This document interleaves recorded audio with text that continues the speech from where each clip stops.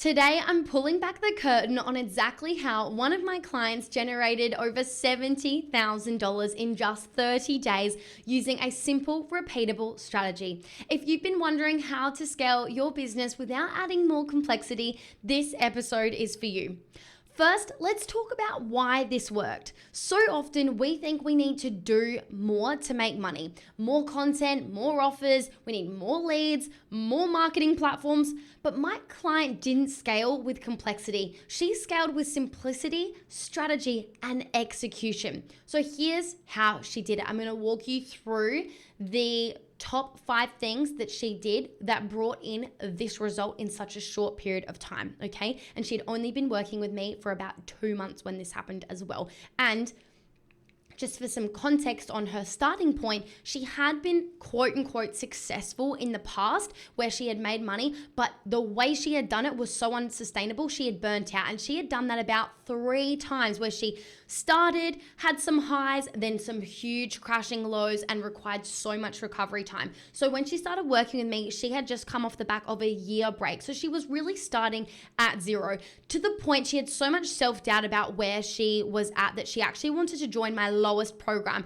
But because she knew a thing or two about marketing and showing up and mindset and didn't have any of those blocks, I knew she was the right fit for my Mastermind Scale School because she had those foundations in place, or at least in her brain, and had evidence of having executed them before. But she had so much, lack of self, confidence because of how many times she had, stopped and burnt out in her business that she really felt like she was a complete newbie. But that's just really the context. I got her in my Mastermind Scale School because I knew by working closer with me and because she had some success in the past that it's a tweak in her approach and her mindset and all of that would make the biggest difference. So that's the starting point. So if that relates to you in any way, or you're established, you've made some money in your business, then this can absolutely work for you. In fact, everything I'm about to teach you is what I've been doing from day one in my business. So it actually works for all stages. But that's the context of this client in particular. Okay.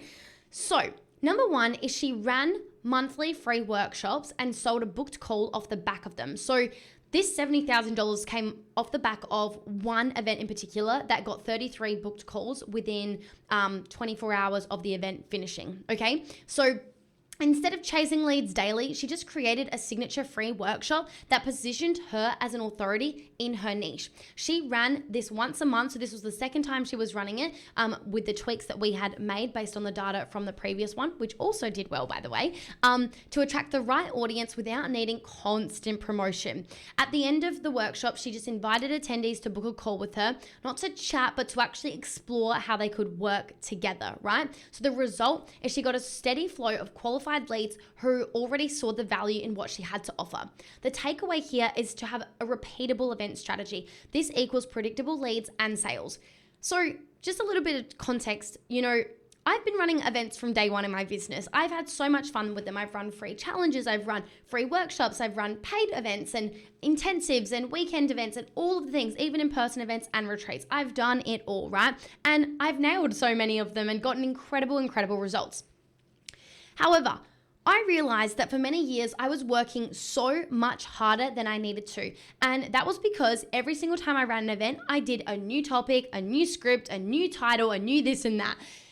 What I realized probably in the start of 2024, I'm going to say, is that I actually don't need to do that. It would make so much more sense if I just repeated, 1 to 3 events on repeat that I had actually mastered, so I didn't have to constantly reinvent the wheel. When I started doing that, then instead of just completely reinventing the wheel every time, I just looked at the little tiny tweaks I could make to make each event better and better. This is now the concept that I teach my clients, and this is what I did with my clients. So she ran the event the first time, we learned, we got the data, we made little tweaks, and that's how this event took off. So you want to repeat it and you want to commit to the mastery of it. But so many people are too afraid to do it because they're afraid of launching and they find it exhausting, when really it's just their mindset and approach to it. I'm constantly launching, and I have for 5 years, and I've never burnt out. And it's not because I'm superhuman. It's because I've got a really positive mindset. I've got a strategy that I'm using again and again and again to generate leads, and I'm following the same process every single time. What's exhausting is constantly reinventing the wheel. What's exhausting is not launching and having just short form content and like sitting there throwing spaghetti at a wall, hoping your posts go viral and hoping that clients sign up. Whereas when you have like a long form piece of content that delivers so much value and takes your audience on a journey, they're so much more likely to buy because they've really been taken on that journey and have received a lot of value. So the takeaway from this first point out of the 5 that I'm sharing is you want to have a repeatable event strategy. You want to do live free events and you want to have an evergreen training so people can learn and buy from you every day and every week and every month. Number 2 is that my client nurtured her audience inside a private Facebook group. So this is actually where she ran her event. She didn't just rely on social media posts to engage her audience. She actually built a community. People stay for a community where she could nurture the leads in a more personal way. She showed up differently in that space, did bonus live videos, and had DM conversations with these people. So inside the group, she shared behind the scenes content, really hyped up her workshop, shared client wins, exclusive trainings, and even Q&A sessions to warm up potential buyers. People buy from those that they like, know, and trust. Her Facebook group became the bridge between the leads and ready to buy clients. The takeaway here is to have a warm audience and to build that community and pour love and time and energy into it because that's going to equal higher conversions. I'm dedicated to providing you with as much valuable free content as possible to help you grow and scale your coaching business sustainably. That's why I'm constantly rolling out new resources and free events for you. To ensure that this podcast stays fresh with the latest offerings, I've compiled all of our current free and paid offerings in one convenient place. Simply head over to www.sofiarosebernardi.com/links or click the link in the show notes.